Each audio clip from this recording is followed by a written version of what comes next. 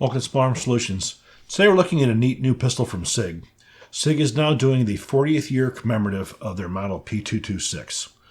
Now, there's few pistols that probably have ever come to market that have the reputation and the lure behind them the Sig P226 does. And by today's standards, it's archaic because by today's standards, everybody wants polymer striker fire pistols. This is the quintessential Cold War era pistol. So for those of you who aren't familiar with the origins of the P226, it goes back to the XM9 trials around 1985 in that time period. Obviously, it started off as a P220 series, which was a single column 9mm. It basically had a European style magazine release, a single column.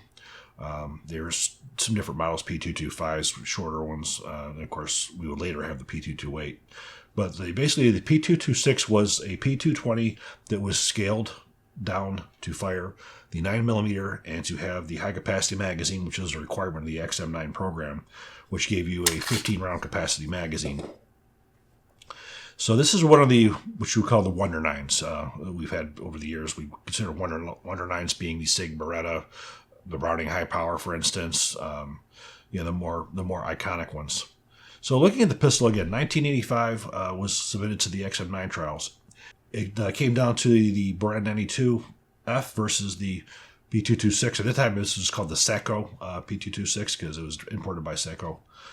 And at the end, ended up coming down to competitive bidding because both pistols did meet the criteria. Beretta was able to save them about $3 million on the spare parts package. So the U.S. government contract ended up going to Beretta. However, Sig would find itself very quickly of interest to the Navy SEALs. When there was the slide failures of the M9s that the SEALs had with the slides breaking off, even though the issue was ammunition related, the SEALs didn't really care. They decided they want to go to the Sig pistol. So the Navy SEALs had used the Sig pistol for quite some time. That was their primary weapon. They started off with the regular P226, and they wound up with the Mark 25, which is basically the exact same gun with some modifications to it. Now, over the years, the Sig 226 would continue being a staple for Sig, being used by military law enforcement agencies all over the world. It was legendary for its durability and reliability in pretty much any environment. But as time went on, again, the P320 came into place, and as just the overall environment changed in the market, it went to the polymer pistols. Sig took a look at this last year and said, it's going to be 40 years, let's do a recreation of the pistol. So basically what they did was they took their gun out of the vault and they tried to duplicate it. Now basically what this is, it's basically the exact same pistol that you see right now that you have, but they went with a standard type frame without any kind of a 1913 or any kind of accessory rail.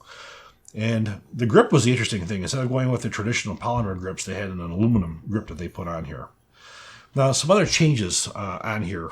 Again, the original model P226s and the original Sig pistols that were made in Switzerland and Germany, the slides they had for those were not what we see today. They were basically a stamped sheet metal, and then they had a steel insert, which is the breech block, that would be placed inside of the slide, and it would be pinned in place. So it was two pieces. Around the 1994 to 1995 time period is when Sig USA started producing pistols here, and they started making slides out of a single piece of stainless steel, which is what we see here today. The original P226, again, had the stamped sheet metal versus today's stainless steel. So you have the benefit today of a much better and much more durable stainless steel slide. Nitron finish, 4.4-inch barrel. Again, the double single. So basically what we have here is the decocking lever. Now for the XM9 trials, there was no requirement for a manual safety, so they just went with the decocker. Now the double action triggers on these things, pretty much most of the time, these are really, really, really heavy. Single action was good. Very, very easy to maintain. Slide will lock open. You lock the slide open to its rear. You have a disassembling latch release lever. You just drop it down, pull the slide back, move it forward. Your recoil spring. Sig was also one of the first companies where you saw the braided recoil springs. The braided recoil springs are significantly stronger than that of the standard rocket wire. It wasn't as much necessary in these as they were the smaller versions, like the P229, where you had a much smaller compartment in there where you actually needed the stronger springs so they would last longer. And it was a standard Browning Lickless type barrel assembly. Again, what you expect is very well made. This also has a firing pin safety. During the XM9 trials, that was a mandate for safety, was a firing pin block safety on all of them. So that was one of the major benefits we had with this program. It was making the gun safer. Looking at the slides, you'll see we have the firing pin safety. Again, this is going back to the XM9 program with wanting a safe pistol, or the M1911 was known to go off if it was dropped on its muzzle. This here prevented it from being fired unless the trigger is pulled all the way to the rear. This also has the Sig night sights on here. They're the tritium night sights. So the assembly is very, very simple. Drop your recoil spring back in.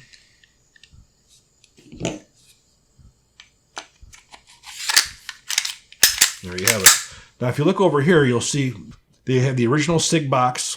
They made a new manual. This little manual is pretty cool because it has a little bit of the history of the P226 in there, its development, and it has some other literature that comes with it. But these boxes were exactly like they were back in the 90s. So I think we're going to take this to the range, and we're going to see how it shoots.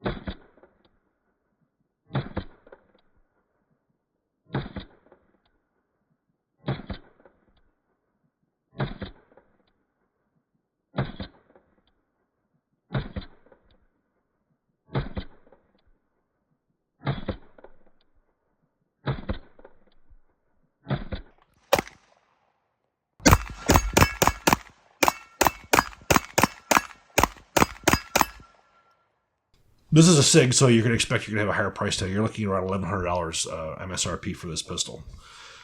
This is, again, a quintessential piece of Cold War military history. It's one of the most significant pistols I think that has ever been developed.